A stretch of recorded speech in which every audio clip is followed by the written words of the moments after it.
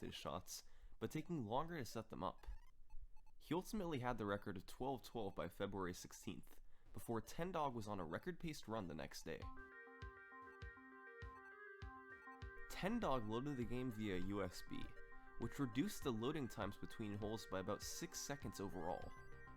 This method of playing the game would later be banned, but Tendog was allowed to use it at this point in time.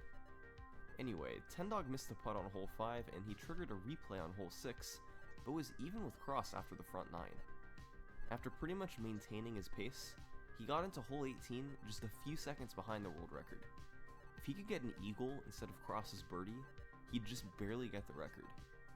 He would have to put the ball in after this shot regardless of where it landed.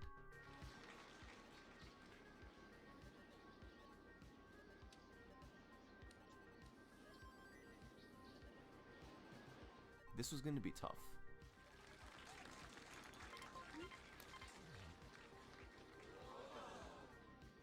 He missed world record by 1 second.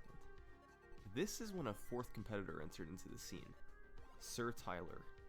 He lowered the record to 12:07 with an unrecorded run, but on February 20th, he took it down to 12:05 with a video. Unfortunately, the video quality is pretty awful. It's not worth looking at this run too closely. So, here's where the situation was at. It had been less than 2 weeks since Darbian's record. 6 new world records had been set in that time, with the latest run clocking in at 12:05. 6 seconds from a sub 12-minute run, with 4 top-level competitors going for it. It was a mad scramble. Who was going to get the first 11-minute time? Well, the day after Sir Tyler's 12:05, MD Cross was in position to smash it. He was virtually perfect through 8 holes. Then even after missing a tough putt on hole 9, he was 5 seconds ahead of the world record. He had a clean 10 and 11, then nailed the left side strat on hole 12 to pull 12 seconds ahead. He kept hitting all of his shots, even hitting the flagpole on hole 14. And then it was time for hole 16, a hole that Tyler messed up pretty badly in his record. All Cross could do was aim to the right and hope for the best. Yeah, it's a great one. It was. Are you gonna? Oh, gosh. First time I've seen you get on the green. Get him there, ball. Oh, he got it. No replay, no replay, no replay. Cross was now an incredible 33 seconds ahead of the world record, with time to save on hole 17 since Tyler only got a par. He was on pace to get an 1120x. This was incredible. Unfortunately, he barely missed this putt on hole 17, so his pace fell back to the 1130s. But this was a chance to get a massive world record. He just had to get through hole 18. Get up there. Get up there. Oh my god. Mitchell. Oh.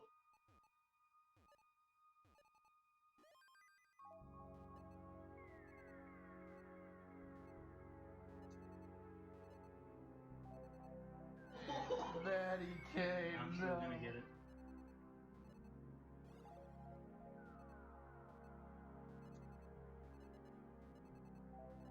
No!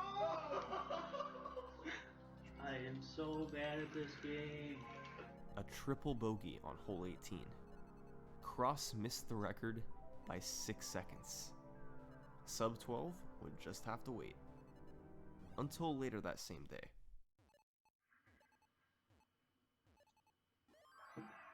Oh, you got it! You get sub 12! You got sub 12! Oh my god.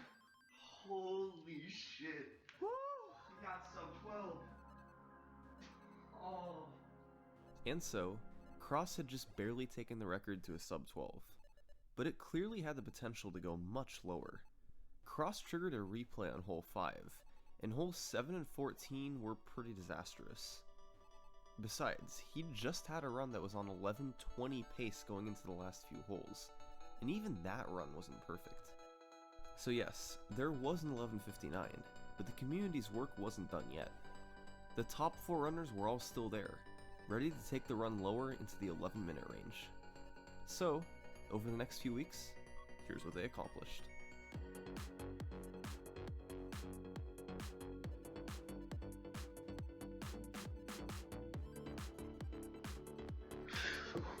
Oh my god! What?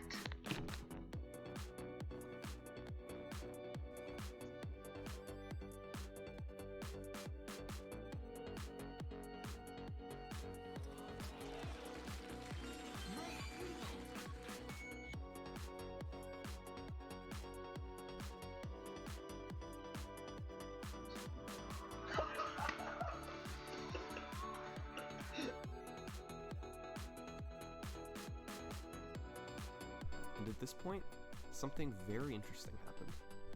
After a guy known as the Roadrunner tied the record with an 11:34, Tyler just started to take off. While the other competitors stayed in the background, Tyler kept going. He wasn't doing anything drastically different. He was just hitting nearly all of his shots and wasting no time. Sub 12 had been smashed. Was sub 11 a real possibility now?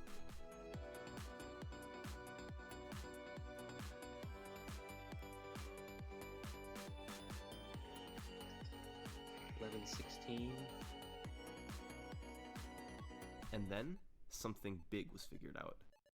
While Tyler was in the middle of his grind to lower the record, he and Tendog made a forum post detailing a new strategy that would forever change the way Wii Sports Resort Golf was played. Pin manip. The pin location refers to the location of the flagpole, and subsequently the hole, on each of the 18 greens. Its exact position is random each time you play, which speedrunners just had to accept. Sometimes the pin location would be favorable to make an easy putt, while other times it would be on a slope or in a much harder position. But in March 2018, Tendog made a speedrun.com forum post explaining how the system isn't actually as random as it seems. As it turns out, there's a total of 6 pin locations on each hole. 3 are A pins, while 3 are B pins. The B pins are easier than A pins. They're located usually in the center of the green, typically away from slopes. The A pins, on the other hand, are farther from the center and on slopes. The way the game determines whether it'll give you an A or a B pin is your overall score. If you're doing well and are significantly under par, the game tries to make life harder on you and gives you an A pin. If you're struggling and your score is worse, the game throws you a bone by giving you a B pin.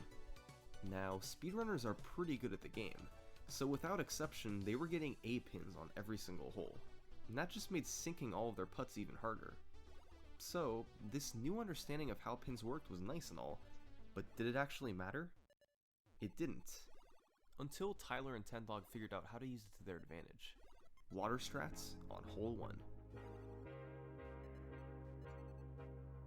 The game forces you to give up and move on to the next hole after missing enough shots, so on hole 1, you could just hit the ball into the water over and over again until you moved on to hole 2. It takes 6 shots to get a give up on hole 1, and this is about 4 seconds slower than the traditional strategy of getting a birdie. However, it also puts your score at +8, meaning you're set to get the easier B pins on nearly every single hole until the end. So, even though you lose a few seconds on hole 1, it made life way better in the long run. All of those missed putts from previous runs would now become a lot easier. With pin manip to his advantage, Tyler kept doing attempts. He got an 11:07 unrecorded, Nice. and then on March 19th, he got a great run going early. Nice. He did the give up on hole 1, then kept moving. Yeah. Thanks to better Very pin nice. locations, he was getting birdies and eagles on a bunch of different holes. Very nice. It wasn't perfect since he still did miss a putt on hole 7, but in general, it was obvious the pin locations were helping a lot. He got a couple pars in the back 9, but still had a slim chance at sub 11 after a solid birdie on hole 16. Hole 17 was another birdie,